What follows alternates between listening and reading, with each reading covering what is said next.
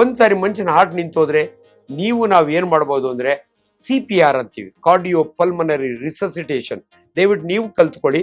ಆ ಒಂದು 5 ನಿಮಿಷ ಅವನ ಎದೆಯ ಮೇಲೆ 1 ನಿಮಿಷಕ್ಕೆ 72 ಸಾರಿ ಎದೆಯನ್ನು ಒತ್ತಬೇಕು. ಇದನ್ನ ಕಾರ್ಡಿಯಾಕ್ ಮಸಾಜ್ ಅಂತೀವಿ ನಾವು.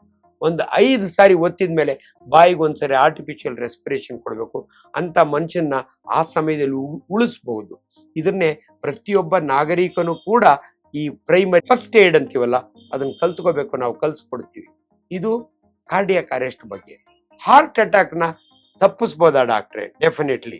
ನಿಮ್ಮ ಲೈಫ್ ಸ್ಟೈಲ್, ನಿಮ್ಮ ವೆಯ್ಟ್ ಕಡಿಮೆ ಆಗಬೇಕು, ನಿಮ್ಮ ಕೊಲೆಸ್ಟ್ರಾಲ್ ಕಡಿಮೆ ಆಗಬೇಕು, ನೀವು ಪ್ರತಿನಿತ್ಯ ವಾಕಿಂಗ್ ಮಾಡಬೇಕು, ನಿಮ್ಮ ಆಹಾರ ಪದ್ಧತಿಯಲ್ಲಿ ಆದಷ್ಟು ಎಣ್ಣೆ ಪದಾರ್ಥಗಳನ್ನ ಕಡಿಮೆ ಮಾಡಬೇಕು. ಸೊ ಅದಷ್ಟೇ ಅಲ್ಲ, ಈ ಹಾರ್ಟ್ ಅಟ್ಯಾಕ್ ಅಂದ್ರೆ ಏನು, ಕಾರ್ಡಿಯಾಕ್ ಅರೆಸ್ಟ್ ಅಂದ್ರೆ ಏನು, ನಿಮಗೂ ಕೂಡ ಒಂದು ಇನ್ಫಾರ್ಮೇಶನ್. ಹಾರ್ಟ್ ಅಟ್ಯಾಕ್ ಅಂದ್ರೆ ನಿಮ್ಮ ಹೃದಯ ನಿಮ್ಮ ಮುಷ್ಟಿ ಎಷ್ಟಿರುತ್ತೆ, ನಿಮ್ಮ ಫಿಸ್ಟ್ನಷ್ಟಿರುತ್ತೆ. ನಿಮ್ಗೆ ಈಸಿಲಿ ಅರ್ಥ ಆಗಬೇಕು ಅಂದ್ರೆ ನಮ್ಮ ದೇಹದ ಪ್ರತಿಯೊಂದು ಭಾಗಕ್ಕೂ ರಕ್ತ ಪರಿಚಲನೆ ಆಗ್ತಾ ಇರುತ್ತೆ. ರಕ್ತದಲ್ಲಿ ಗ್ಲೂಕೋಸು ಆಕ್ಸಿಜನ್ ಎರಡೂ ಕ್ಯಾರಿ ಆಗುತ್ತೆ.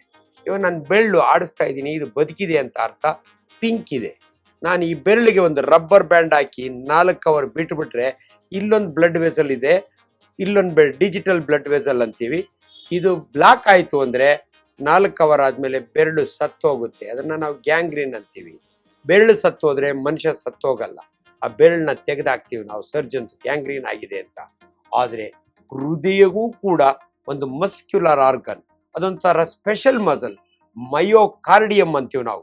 ಇಲ್ಲೂ ಮಾಂಸಖಂಡಗಳಿರ್ತವೆ, ಇವನ್ನೆಲ್ಲ ನಾವು ಸ್ಕೆಲೆಟಲ್ ಮಸಲ್ ಅಂತೀವಿ. ಹಾರ್ಟ್ನಾಗಿರೋ ಮಸಲ್ಗೆ ಮಯೋಕಾರ್ಡಿಯಾಕ್ ಮಸಲ್ ಅಂತೀವಿ ನಾವು. ಇದ್ರನ್ನ ಯಾಕೆ ಎಕ್ಸಾಂಪಲ್ ಕೊಟ್ಟೆ ಅಂದ್ರೆ, ಹಾರ್ಟ್ಗೂ ಕೂಡ ತಾನು 1 ನಿಮಿಷಕ್ಕೆ 72 ಸಾರಿ ಲಬ್ ಡಬ್ ಅಂತ ಬಡ್ಕೋತಾ ಇರುತ್ತೆ, ಕಂಟ್ರಾಕ್ಟ್ ಮಾಡುತ್ತೆ, ರಿಲ್ಯಾಕ್ಸ್ ಮಾಡುತ್ತೆ. ಈ ಕೆಲಸ ಮಾಡಬೇಕಾದ್ರೆ ಇದಕ್ಕೂ ಆಹಾರ ಬೇಕು, ಅಂದ್ರೆ ಗ್ಲೂಕೋಸ್ ಆಕ್ಸಿಜನ್.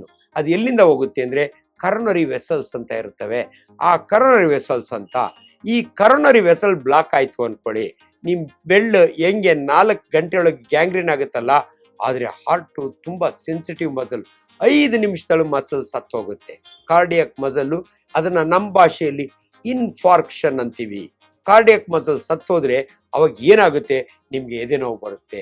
ಇದನ್ನ ನಾವು ಹಾರ್ಟ್ ಅಟ್ಯಾಕ್ ಅಂತೀವಿ. ಈ ಭಾಷೆ ಮೊದಲಿಂದ ಬಂದಿದೆ. ಹಾರ್ಟ್ ಅಟ್ಯಾಕ್ ಆಯ್ತು ಅಂದ್ರೆ ನಿಮ್ಮ ಹೃದಯದ ಇಷ್ಟಗಲ ಮಸಲ್ ಸತ್ತೋಗುತ್ತೆ. ಕಾರ್ಡಿಯಾಕ್ ಅರೆಸ್ಟ್ ಅಂದ್ರೆ ಏನ್ ಡಾಕ್ಟ್ರೆ? ಹಾರ್ಟ್ ಅಟ್ಯಾಕ್ ಆದ್ರೆ ಮನುಷ್ಯ ಸತ್ತೋಗ್ತಾನ? ಸತ್ತೋಗಲ್ಲ. ಹಾಸ್ಪಿಟ್ಲಿಗೆ ಹೋಗೋವರೆಗೂ ಜೀವ ಇರುತ್ತೆ, ಅಲ್ಲಿ ಉಳಿಸ್ಬೋದು.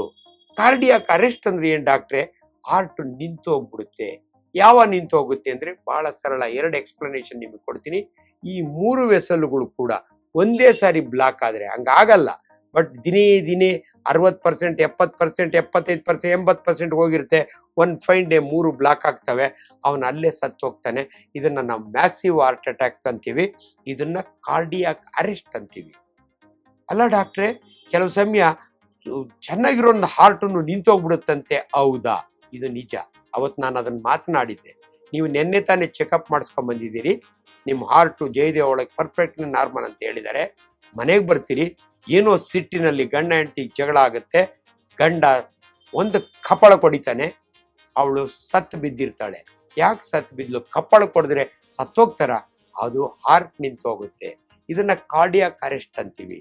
ವಿಜ್ಞಾನ ಏನ್ ಹೇಳುತ್ತೆ, ಕಪ್ಪಾಳಕ್ಕೂ ಕೆನ್ನೆಗೂ ಹಾರ್ಟ್ ಏನ್ ಕನೆಕ್ಷನ್ ನಿಮಗೆ ಗೊತ್ತಿರಲಿ. ನಮ್ಮ ಬ್ರೈನ್ ನಿಂದ 10 ಕ್ರೇನಿಯಲ್ ನರ್ವ್, ಸ್ಪೆಷಲ್ ನರ್ವ್ಸ್ ಬರ್ತವೆ.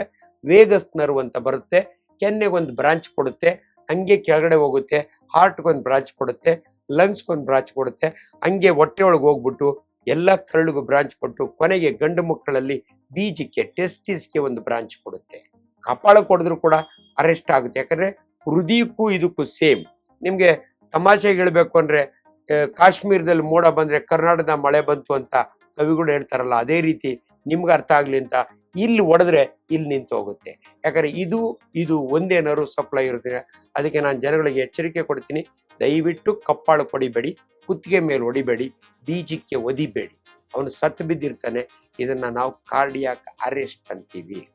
ಸೊ ಕಾರ್ಡಿಯಾಕ್ ಅರೆಸ್ಟ್ ಅನ್ನ ಪ್ರಿವೆಂಟ್ ಮಾಡ್ಬೋದು, ಆದ್ರೆ ಅದನ್ನ ಉಳಿಸ್ಬೋದು. ಒಂದ್ಸಾರಿ ಮನುಷ್ಯನ ಹಾರ್ಟ್ ನಿಂತೋದ್ರೆ ನಾವು ಏನ್ ಮಾಡ್ಬೋದು ಅಂದ್ರೆ CPR ಅಂತೀವಿ, ಕಾರ್ಡಿಯೋ ಪಲ್ಮನರಿ ರಿಸಸಿಟೇಷನ್. ದಯವಿಟ್ಟು ನೀವು ಕಲ್ತ್ಕೊಳ್ಳಿ. ಆ ಒಂದು 5 ನಿಮಿಷ ಅವನ ಎದೆಯ ಮೇಲೆ 1 ನಿಮಿಷಕ್ಕೆ 72 ಸಾರಿ ಎದೆಯನ್ನು ಒತ್ತಬೇಕು. ಇದನ್ನ ಕಾರ್ಡಿಯಾಕ್ ಮಸಾಜ್ ಅಂತೀವಿ ನಾವು.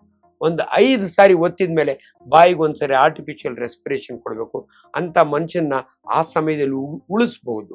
ಇದನ್ನೇ ಪ್ರತಿಯೊಬ್ಬ ನಾಗರಿಕನು ಕೂಡ ಈ ಪ್ರೈಮರಿ ಫಸ್ಟ್ ಏಡ್ ಅಂತೀವಲ್ಲ ಅದನ್ನ ಕಲ್ತ್ಕೋಬೇಕು, ನಾವು ಕಲ್ಸ್ಕೊಡ್ತೀವಿ.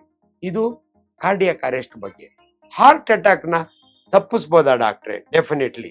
ನಿಮ್ಮ ಲೈಫ್ ಸ್ಟೈಲ್, ನಿಮ್ಮ ವೆಯ್ಟ್ ಕಡಿಮೆ ಆಗಬೇಕು, ನಿಮ್ಮ ಕೊಲೆಸ್ಟ್ರಾಲ್ ಕಡಿಮೆ ಆಗಬೇಕು, ನೀವು ಪ್ರತಿನಿತ್ಯ ವಾಕಿಂಗ್ ಮಾಡಬೇಕು, ನಿಮ್ಮ ಆಹಾರ ಪದ್ಧತಿಯಲ್ಲಿ ಆದಷ್ಟು ಎಣ್ಣೆ ಪದಾರ್ಥಗಳನ್ನ ಕಡಿಮೆ ಮಾಡಬೇಕು. ಸೊ ಅದಷ್ಟೇ ಅಲ್ಲ, ನೀವು 40 ವರ್ಷ ಆದಮೇಲೆ ಒಂದು ಆನ್ಯುಯಲ್ ಚೆಕಪ್ ಅಂತ ಮಾಡಿಸ್ಕೋಬೇಕು.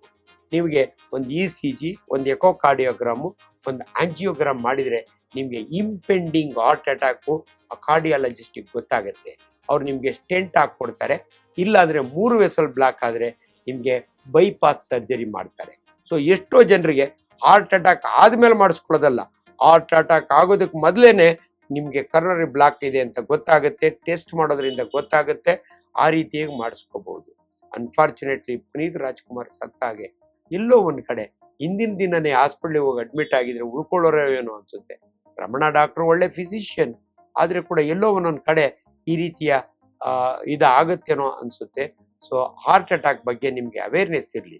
ಇನ್ನೊಂದು ನಿಮ್ಗೆ ಹೇಳ್ತೀನಿ, ತುಂಬಾ ಜನಕ್ಕೆ ಹೊಟ್ಟೆ ಉರಿ, ಎದೆ ಉರಿ ಬರುತ್ತೆ. ಅದನ್ನ ಅಸಿಡಿಟಿಯಿಂದ ಬರುತ್ತೆ. ಆದ್ರೆ ಅಸಿಡಿಟಿ ಬಂದವರು ಯಾರು ಸತ್ತೋಗಲ್ಲ. ಎಷ್ಟೋ ಜನಕ್ಕೆ ಅಸಿಡಿಟಿ ಹಾರ್ಟ್ ಅಟ್ಯಾಕ್ ಆದ್ರೂ ಕೂಡ ಹಂಗೆ ಬರುತ್ತೆ.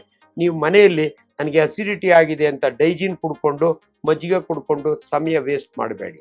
ಯಾವತ್ತಿದ್ರೂ ಕೂಡ ಒಬ್ಬ ವೈದ್ಯರ ಹತ್ರ ಹೋಗಿ ನಿಮ್ಗೆ ಹಾರ್ಟ್ ಅಟ್ಯಾಕು ಗ್ಯಾಸ್ಟ್ರೈಟಿಸ್ಗೂ ಡಿಫ್ರೆನ್ಸ್ ಗೊತ್ತಾಗಬೇಕು ಅಂದರೆ ಒಂದು ECG ಮಾಡಲೇಬೇಕು.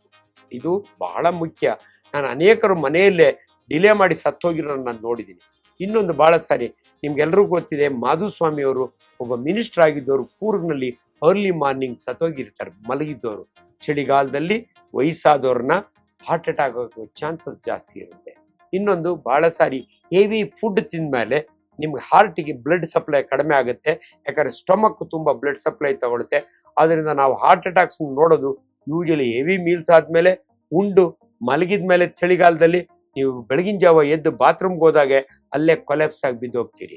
ಅದಕ್ಕೆ ವಯಸ್ಸಾದವ್ರ ಜೊತೆಯಲ್ಲಿ ಯಾವತ್ತೂ ಕೂಡ ಮನೆಯಲ್ಲಿ ಯಾರಾದ್ರೂ ಜೊತೆಯಲ್ಲಿರಬೇಕು. ಇನ್ನೊಂದು ನಾನು ಹೇಳ್ತೀನಿ, ವಯಸ್ಸಾದವರು ದಯವಿಟ್ಟು ಟಾಯ್ಲೆಟ್ಗೆ ಹೋದಾಗೆ ಒಳಗಡೆಯಿಂದ ಬೋಲ್ಟ್ ಹಾಕಬೇಡಿ, ಹಂಗೆ ಓಪನ್ ಇರಲಿ.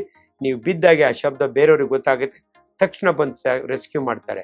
ನೀವು ಬೋಲ್ಟ್ ಹಾಕ್ಕೊಂಡು ಬಿದ್ದರೆ ನಿಮ್ಮನ್ನು ರೆಸ್ಕ್ಯೂ ಮಾಡೋಕ್ಕಾಗಲ್ಲ. ಇವೆಲ್ಲ ಸರಳ ಸಂದೇಶಗಳು, ಸರಳ ಇನ್ಸ್ಟ್ರಕ್ಷನ್ಸು. ದಯವಿಟ್ಟು ಫಾಲೋ ಮಾಡಿ. Thank you.